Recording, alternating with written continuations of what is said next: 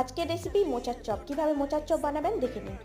প্রথমেই নুন হলুদ দিয়ে সেদ্ধ করে রাখা মোচাটাকে একটু তেলে ভাজা ভাজা করে নিতে হবে। তারপরে তেলের মধ্যে পেঁয়াজ কুচি, রসুন কুচি আর টমেটো কুচি দিয়ে একটু ভাজা ভাজা করে নিয়ে তাতে দিয়ে দিতে হবে নুন, আদা রসুন বাটা দিয়ে ভালোভাবে কষিয়ে নেব। তারপরে হলুদ গুঁড়ো, জিরে গুঁড়ো, ধনে গুঁড়ো, লঙ্কার গুঁড়ো দিয়ে আরও একটু ভালোভাবে কষিয়ে নিয়ে তার মধ্যে দিয়ে দেবো সেদ্ধ করা আলুটা দিয়ে একটু শুকনো করে নিয়ে তারপরে দিয়ে দেবো মোচা দিয়ে ভালোভাবে শুকিয়ে নিয়ে মশলাটাকে রেডি করে নিলাম।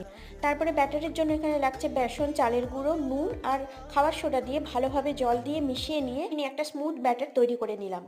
তারপরে চপের মশলাগুলো এরকম গোল গোল করে নিয়ে শুকনো বেসনের মধ্যে কোট করে নিয়ে বেসনের গোলার মধ্যে ডুবিয়ে লাল লাল করে ভেজে নিলেই রেডি মোচার চপ।